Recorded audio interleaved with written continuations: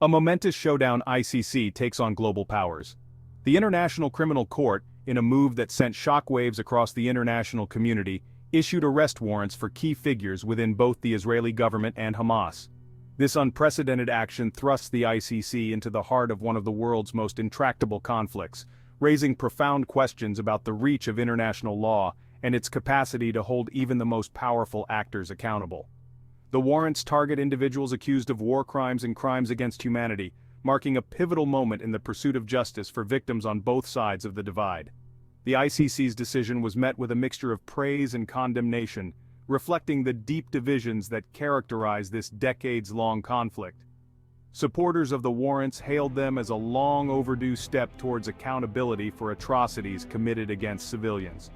They argue that the pursuit of justice transcends political considerations and is essential to deter future crimes and foster a lasting peace. Critics, however, denounce the warrants as a politically motivated attack on Israel, questioning the ICC's jurisdiction and impartiality. The court's intervention has triggered a fierce debate about the limits of international law and the complex interplay between justice, politics, and power on the global stage. The ramifications of this decision are likely to be far-reaching, impacting not only the Israeli-Palestinian conflict but also the future of international justice itself. As the world grapples with the implications of this historic move, the ICC's actions underscore the enduring challenges of upholding human rights and ensuring accountability in an increasingly complex and interconnected world. The genesis of a geopolitical earthquake, roots of the conflict. The ICC's intervention in the Israeli-Palestinian conflict is rooted in a long and bloody history of violence and political deadlock. Decades of failed peace negotiations, repeated cycles of violence, and escalating tensions have created a climate of impunity that has fueled further abuses. The grievances on both sides run deep, making it difficult to disentangle the complex web of historical injustices, political aspirations, and security concerns that have shaped the conflict. The ICC's investigation focused on events related to the 2014 Gaza War, a 50-day conflict that resulted in widespread death and destruction. The court's decision to issue arrest warrants was based on evidence of alleged war crimes committed by both Israeli forces and Hamas militants during the conflict. The allegations include indiscriminate attacks on civilian areas, the use of disproportionate force, and the targeting of civilians. The ICC's decision to intervene in this highly sensitive conflict was not taken lightly. The court's prosecutor, Fatou Bensouda, emphasized that the warrants were issued only after a thorough and impartial investigation based on credible evidence of serious crimes. She stressed that the pursuit of justice is not about targeting any particular side, but about holding individuals accountable for their actions, regardless of their political affiliation or nationality.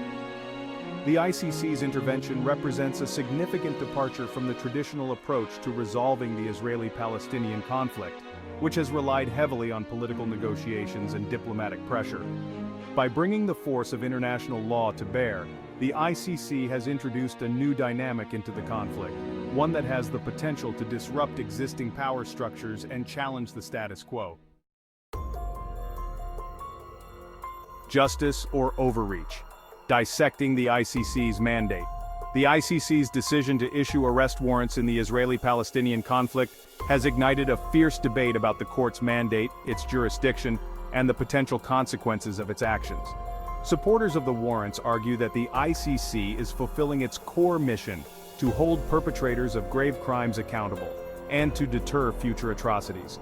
They contend that the court's intervention is essential to break the cycle of violence and impunity that has plagued the region for decades.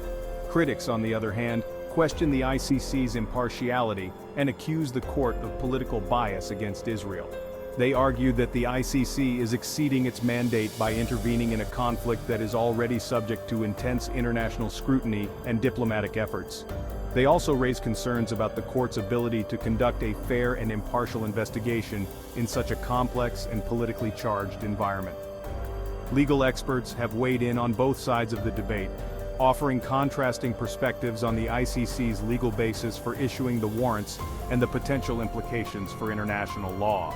Some experts argue that the ICC's actions are consistent with its mandate to prosecute individuals for war crimes and crimes against humanity, regardless of their nationality or political affiliation.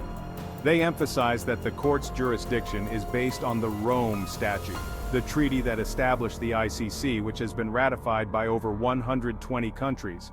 Other legal scholars, however, question the applicability of the Rome Statute to the Israeli-Palestinian conflict.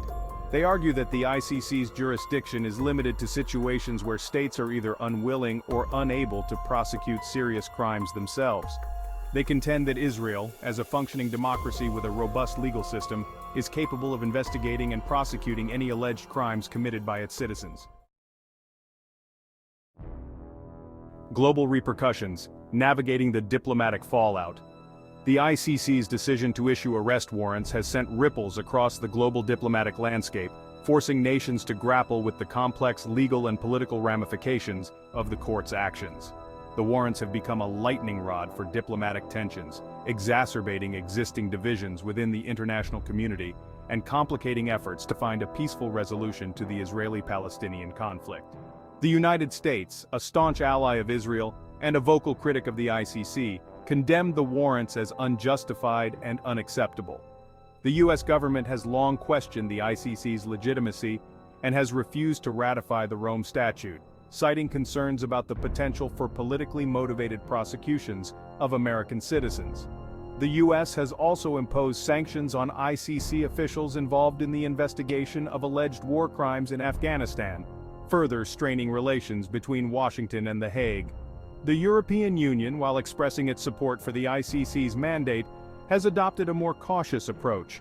EU member states have acknowledged the seriousness of the allegations against both Israeli and Hamas officials, but have also emphasized the need for dialogue and a negotiated solution to the conflict. The EU has called on all parties to cooperate with the ICC's investigation and to respect the court's independence. The ICC's actions have also drawn strong reactions from other key international actors, including Russia and China. Both countries have expressed concerns about the potential for the ICC to be used as a tool of political pressure, echoing the U.S.'s skepticism about the court's impartiality. Russia and China have also called for a greater emphasis on diplomatic solutions to the Israeli-Palestinian conflict, arguing that the ICC's intervention could further inflame tensions and undermine peace efforts.